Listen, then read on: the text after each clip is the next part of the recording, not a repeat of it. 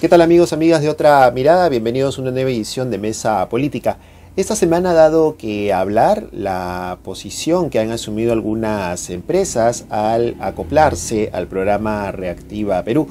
Entre ellas hay varias empresas de carácter periodístico, principalmente la del grupo El Comercio y la que maneja el consorcio del diario La República y el grupo que maneja también la familia Capuñay con relación a Corporación Universal, que es la que maneja Radio Exitosa. Para hablar sobre estos temas vamos a hablar con José Alejandro Godoy. Él es analista político y autor de un libro referido a la historia del comercio, a su historia reciente, a su historia pasada, y un poco analiza también la crisis o los previos a esta crisis en la cual se encuentra ahora este grupo corporativo, este grupo mediático, que ha generado también que se despida a varios periodistas, que sean partícipes de este programa Reactiva Perú y que reciban una cantidad de dinero por parte de las entidades bancarias a un costo más bajo, con intereses más bajos, ¿no es cierto? Y que se apliquen a un programa que aparentemente en primera instancia estaba destinado para favorecer a las pequeñas y medianas empresas. José Alejandro, ¿qué tal? ¿Cómo estás? Muy buenos días, bienvenido a esta edición de Mesa Política. Gracias, Pago, por la invitación y gracias a los amigos de Otra Mirada. Para comenzar, no es de ahora, es una crisis que viene de antes, ¿no? Y el problema fundamental y el problema de fondo de todo esto es que lo que ha terminado de caducar es un modelo de negocio de los medios de comunicación. Un modelo de negocio basado única y exclusivamente en la publicidad. ¿Qué es lo que pasa?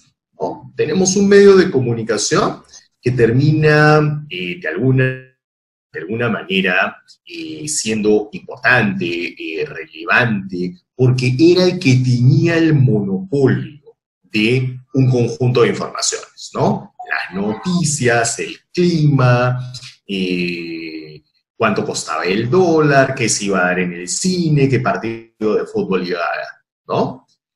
Este modelo de negocio de monopolio de la información generaba también que el monopolio de la publicidad mediática se fuera ahí, prensa escrita, televisión, radio, etcétera, etcétera, etcétera. ¿Qué es lo que ha pasado? Internet nos ha desagregado toda esta información, ¿no? Ahora tú tienes una app donde puedes ver el clima. Ahora tienes una app donde puedes consultar la cotización del dólar y cómo van las bolsas. Tienes otra app distinta, vinculada a los temas vinculados a, por ejemplo, deportes, ¿no? Y tienes otras apps, o Twitter, o Facebook, que te ayudan a conectarte con el tema de noticias, ¿no? Por tanto, frente a eso, tú tienes un primer problema, ¿no? Ya no tienes el monopolio de la información. Uno. Dos, los espacios publicitarios se han multiplicado al infinito, ¿no? Por cada app, por cada página que tú tienes en Internet, puedes poner la cantidad de banners que quieras, ¿no? O sea, tú podrías poner desde un banner súper elegante hasta tener tu sitio web como si fuera el set de Trampolín a la Fama, tal cual, ¿no? Lleno de publicidad, ¿no? Pero, ¿qué es lo que ha ocurrido? Al aumentar el número de espacios de publicidad, baja el costo de la misma, ¿no? Por tanto, al momento de hacer caja, ya no tienes el mismo flujo de caja que tenías antes. Punto uno. Punto dos, las audiencias de prensa escrita, radio y televisión estaban en un ritmo lento de desaceleración y de caída, ¿no? El impacto ha sido mucho más fuerte en prensa escrita. ¿Por qué? Porque la gente no ha salido casi para nada. Y incluso durante las primeras semanas de la pandemia se preguntaban si es que el papel periódico podía tener algún elemento de COVID ahí, por el tema de la manipulación, ¿no? Entonces, eso de alguna u otra manera ya te genera otro tipo de choque. Y ten en cuenta que haber actividades económicas, salvo algunas, evidentemente lo primero que tú cortas en una empresa es todo el rubro de publicidad, marketing, comunicaciones, etcétera, ¿no? Recién ahora que comienza la reactivación, recién ahora comienzas a colocar publicidad, ¿no? ¿Y dónde le estás poniendo, dónde le estás colocando? En medios digitales, en tu propio Facebook, en tus redes sociales. No estás necesitando apelar a los medios de comunicación para eso. Entonces, todo ese problema que ya venía de antes, sumado al impacto del COVID, es lo que ha generado esta situación. Entonces, es la explicación del problema central. Claro, estas empresas, en el caso peruano, además, tenían toda una serie de precariedades económicas desde hacía buen tiempo, ¿no? En el caso de la República, era más o menos claro y notorio que los dividendos que les entraban de la televisión era lo que básicamente pagaba el resto del producto del diario, ¿no? En el caso del comercio, más bien ellos han tenido todo un alto crecimiento en la primera década y media del 21, ¿no? O sea, cuando no solamente tienen nuevos diarios, ¿no? Como Perú 21, como el Trome, compran Gestión, compran América, potencian un poco más Canal N, luego compran Epensa, ¿no? Pero todas estas adquisiciones terminaron generando un impacto económico muy, muy fuerte. El comercio no solamente es un grupo mediático, sino un grupo que se expandió a otras áreas, ¿no? El área educativa, el área de avisos, el área de parques de diversiones. Y poco a poco se ha ido desprendiendo de alguna de estas cosas y eso también le ha generado cierto flujo de caja. Pero hoy en día no se puede desprender de más cosas, ¿no? Y de otro lado es un grupo familiar, en el caso del comercio, un grupo familiar muy diverso, de un accionariado muy amplio, en donde muchos de los accionistas del grupo del comercio terminan viviendo prácticamente y casi de modo exclusivo de las rentas que genera el diario. Y ahora, ¿no? En ese modelo de negocio familiar, ¿por qué, si lo comparas, por ejemplo, con otro tipo de empresas familiares de otros grupos económicos en el país, por qué del grupo Miro Quesada, por qué no ha podido, además de todas las cosas que ya has mencionado, por qué no ha podido superar esta crisis económica sumada, entiendo yo, también a una crisis periodística seguramente, que es la esencia de este grupo? A ver, porque hay tres factores fundamentales, ¿no? Uno, es un accionariado muy difuso y donde ponerse de acuerdo es muy complicado, ¿no? Hay un sector de la familia Miro Quesada que desde hace buen tiempo quiere vender toda la empresa, ¿no? Se escucharon incluso rumores en que la CNN la podía comprar, en otros momentos se habló de Rupert Murdoch, en otros momentos se habló del grupo Willax. O sea, hay un sector de la familia que quiere vender de una vez, ¿no? Hay un sector de la familia que quiere mantener el diario o los diarios y a partir de ahí un poco reconstruir el grupo, pero solamente en base a la parte periodística, que es la esencia del negocio, y aprenderse de todo lo demás. Entonces tú tienes ahí un primer factor, ¿no? Sos una familia que no sabe finalmente qué quiere y hay una división interna sobre qué quiere. Un segundo punto tiene que ver con lo que tú apuntas, ¿no? El tema de manejo periodístico, ¿no? Lo que hemos tenido en muchos casos en los últimos años dentro del grupo del comercio es o pugnas ideológicas, que son un poco las que voy contando en el texto que tú mencionabas al inicio de la entrevista, o tendencia a buscar hacer los recortes de gastos solamente concentrados en recortar la redacción, ¿no? Es una fórmula que, eso sí, más o menos hay un cierto acuerdo de la familia que a la hora de cortar gastos me mocho gente de la redacción.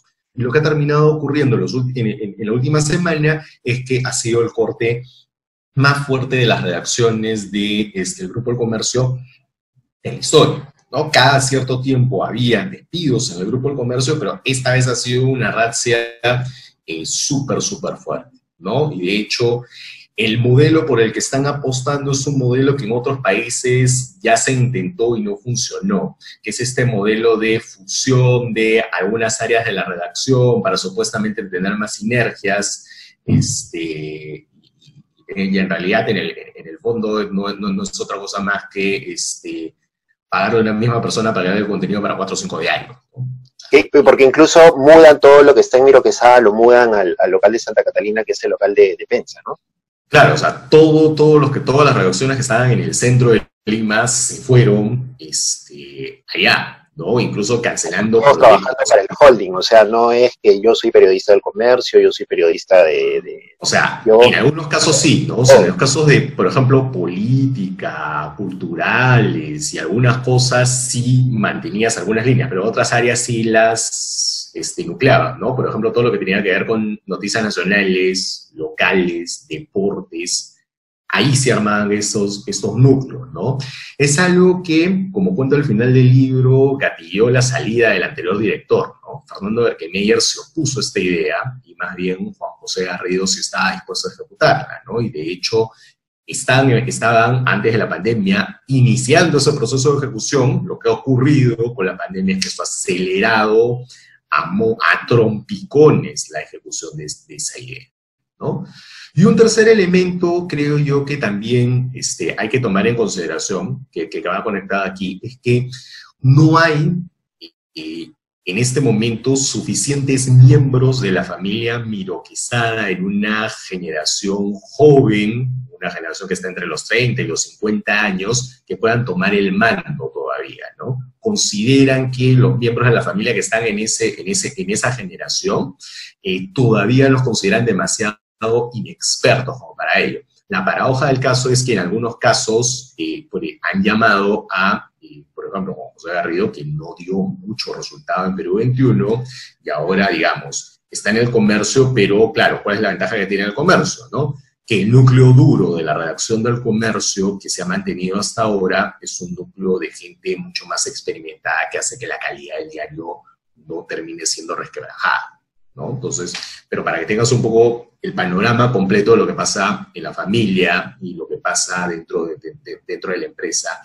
Claro, todas estas decisiones tienen una repercusión clara en la calidad, ¿no? Y esa calidad también se siente y se resiente, ¿no? O sea, es muy claro que, por ejemplo, el comercio, la República han ido acortando tamaños, han ido acortando secciones, ¿no? Y es muy notoria también la baja de publicidad en ambos casos.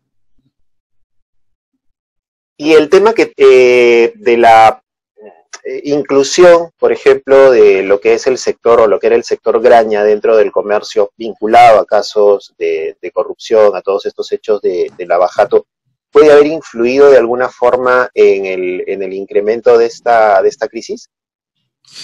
En términos de imagen, sí. O sea, de alguna u otra manera, cuando pasó todo este tema con Graña, básicamente, o sea, y ya de antes, ¿no? Cuando comienzan estas disputas entre José Graña, Miro Quesada y Ollanta Humala y Heredia, ya ahí José Graña comienza a tener un rol menor dentro de la redacción, ¿no? A pesar de ser el accionista individual con mayor número de acciones, ¿no? Un 6% de acciones entre él y su descendencia.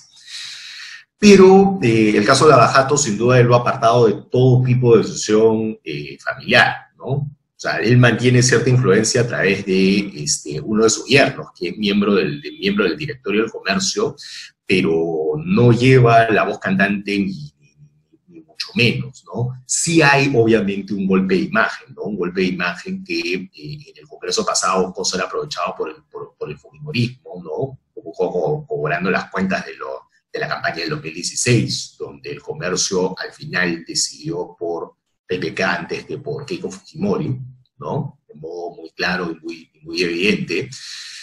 Y evidentemente sí, o sea, esto ha arrastrado más que como una consecuencia directa del asunto, lo ha tratado una consecuencia de imagen que es parte del big picture general, ¿no? O sea, lo que hay que tomar en consideración es que en general hay un mal clima para la gran empresa en el Perú, ¿no? O sea, se han acumulado muchas cosas, ¿no? Lavajato, Club de la Construcción, los aportes irregulares a diversos partidos políticos, digamos, lo de Benicio Romero con Keiko Fujimori es quizás lo más evidente, pero a ello se suma temas más bien de crítica ideológica al conservadurismo que podría tener el Grupo del Comercio en algunas cosas, y también se ha sumado evidentemente todos los temas que tienen que ver con defensa del consumidor, etcétera, y que terminan siendo muy relevantes para los ciudadanos, lo eran antes de la pandemia y ahora lo son más, ¿no? Porque todo esto nos va generando toda una serie de asuntos importantes para discutir, ¿no? O sea, en general la imagen de la gran empresa en el Perú ha terminado muy dañada pre-pandemia y durante la pandemia. Y no hay visos de cómo se va a recuperar. Finalmente, José Alejandro, ¿consideras que esta es la crisis más fuerte que existe en el momento, no solo con el diario El Comercio, sino con los medios de comunicación en general, y que el tema de la pandemia ha influido en fortalecer esta crisis? Mira, sin duda es el momento más crítico en términos económicos de los últimos 20 años, ¿no? Eso es clarísimo, ¿no? O sea, no solamente está pasando con El Comercio, no solamente está pasando con La República, está pasando con Exitosa, que también es otro medio que ya tenía problemas y denuncias laborales muy evidentes, pero creo que hoy en día ha golpeado a todo el sector, o sea, digamos, de un lado porque como cualquier sector económico, frente a un frenazo de 40% del PBI, pues todos los sectores afectan.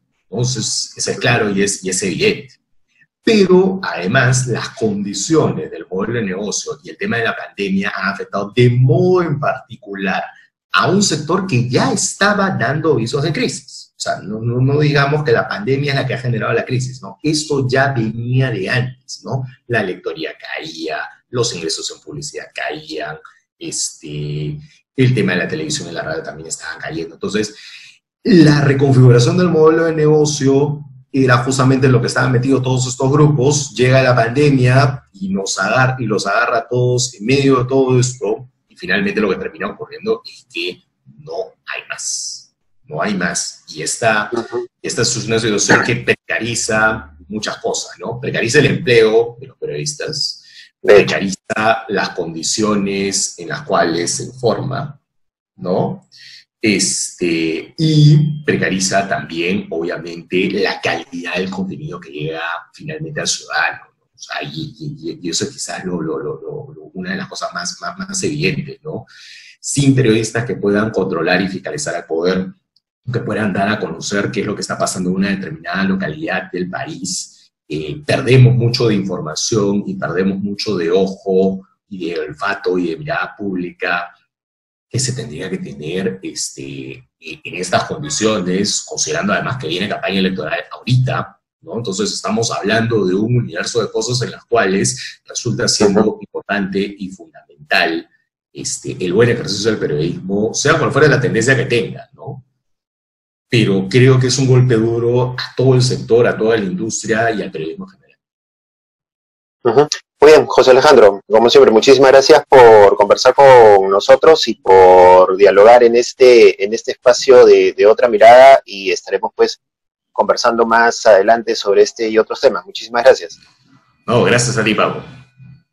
Ya saben, amigos, que pueden encontrar estas y otras entrevistas en nuestra página web www.otramirada.pe. Nos encuentran también en redes sociales como Otra Mirada.